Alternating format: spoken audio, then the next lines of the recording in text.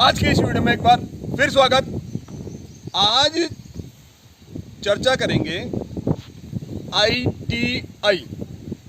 इसके ऊपर ITI क्या होता है। ITI इंडस्ट्रियल ट्रेनिंग इंस्टीट्यूट, औद्योगिक प्रशिक्षण संस्थान। आपने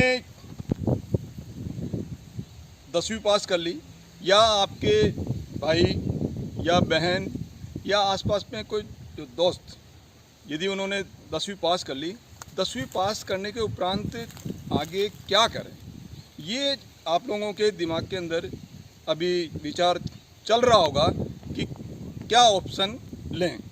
तो इसी कड़ी के अंदर मैं ये आपको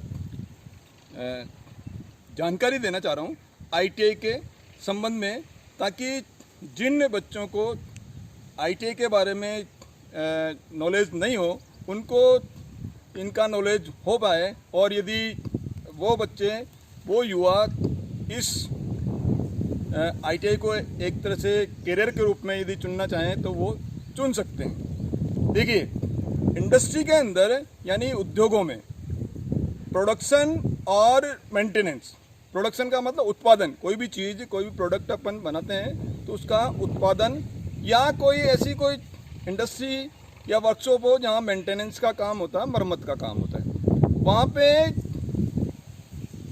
स्किल्ड वर्कर्स की या दक्ष कारीगरों की आवश्यकता होती है, ताकि जो काम अच्छी तरह से, दक्षता से कर सकें, जिसके कारण से कम समय में अधिक काम हो सके और गुणवत्तापूर्वक काम हो सके, ताकि वो जो प्रोडक्ट बन रहा है, जो उत्पाद बन रहा है, वो कम कीमत में जल्दी बन सके और वो मार्केट के अंदर जो है कम कीमत में जल्दी बन के वो समय पर बिक सके। तो इसमें जो दक्ष कारीगर वो होना जरूरी है। दक्ष कारीगर होंगे तो वो बहुत अच्छा प्रोडक्ट बनाएगा। यदि दक्षता नहीं होगी तो वो प्रोडक्ट, वो दक्षतापूर्ण और एफिशिएंसी से काम नहीं हो पाएगा, और वो जो उत्पाद बन रहा है वो मार्केट के अंदर महंगा बन पाएगा और वो चल नहीं पाएगा। इसलिए जो मूल जो कड़ी है इंडस्ट्री की, या किसी भी डिपार्टमेंट जिसमें टेक्निकल डिपार्टमेंट हो, उनकी जो प्राथमिक कड़ी है वो दक्ष कारीगर है। और दक्ष कारीगर जितने अच्छे, जिस कंट्री के अंदर, जिस देश ने अपने कारीगरों को पर जो मूल जड़ें हैं उनकी दक्षता बढ़ाने के ऊपर काम किया है, वो देश बहुत आगे बढ़े। जापान ने अपने दक्षता को, इंडस्ट्रियल जो है दक्षता, उसके ऊपर बहुत फोकस किया। और यही कारण है कि जापान जो है बहुत तीव्र गति से आगे बढ़ा। हिरोशिमा नागासाकी के ऊपर जब बम डाले गए तब जापान बिल्कुल ध्वस्त हो गया, बिल्कुल खत्म हो गया, लेकिन फिर भी अपनी कारीगरी के बल के ऊपर वो वापस दुनिया के अंदर अपना वर्चस्व बढ़ा पाया। इसलिए दक्षता बहुत जरूरी है। और ये जो दक्ष कारीगर जो बनाने का जो काम है, वो देने का काम है, वो काम करते हैं वो संस्थान। कौन से संस्थान? औद्योगिक प्रशिक्षण संस्थान, यानी ऐसा संस्थान जो हमारी इंडस्ट्री को दक्ष कारीगर देते हैं।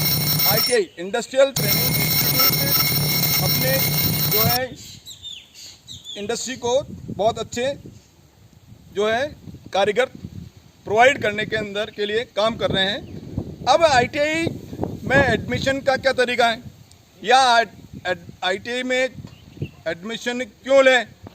तो ऐसे बच्चे जिनकी आर्थिक स्थिति बहुत ज़्यादा अच्छी नहीं कह सकते, या जो आगे पढ़ने के अंदर उनको लगता है कि मैं आगे ज़्यादा पढ़ नहीं पाऊँगा एकेडमिक में, या जिनका जो पढ़ाई का लेवल है वो औसत है।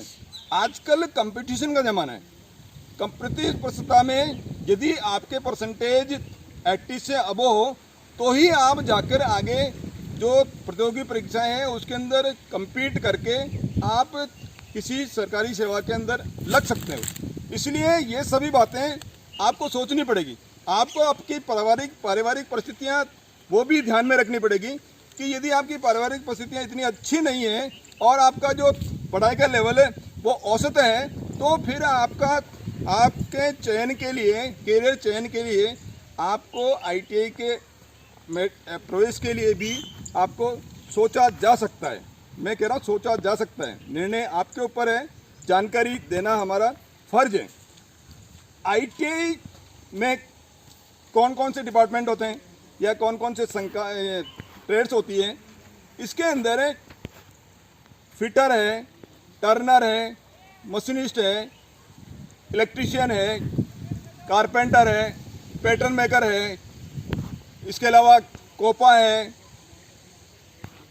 कोपा के बाद में लेटर प्रेस मेंडर है, फोर्जर एंड हीट ट्रीटर है, मोल्डर है, प्लम्बर है, शीट मेटल है, डीजल मैकेनिक है।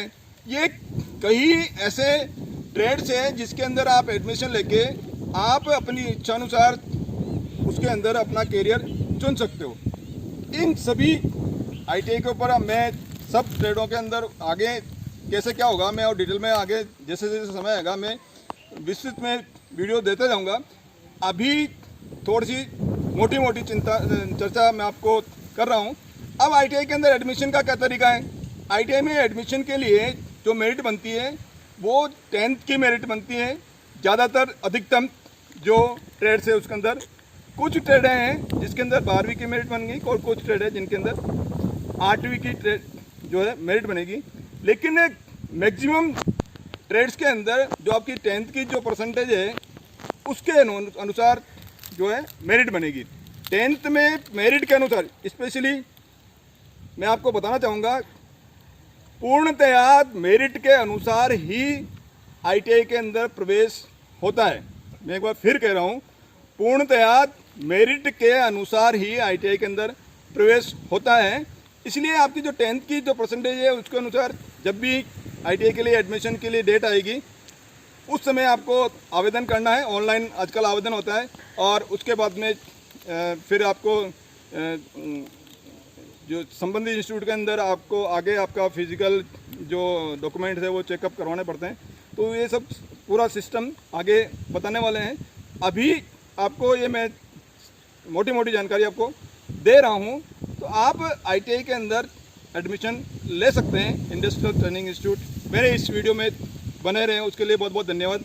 ITI से संबंधित जानकारी जैसे जैसे निकट भविष्य के अंदर मैं आपको देता जाऊंगा। मेरे वीडियो आप देखते रहें ताकि आपको ITI से संबंधित जो भी जानकारी है वो पूरी मिल सके। मेरे साथ बने रहने के लिए बहुत बहुत धन्यवाद। वीडियो लाइक कीजिए, शेयर कीजिए और चैनल को सब्सक्राइब कीजिए। बहुत बहुत धन्यवाद।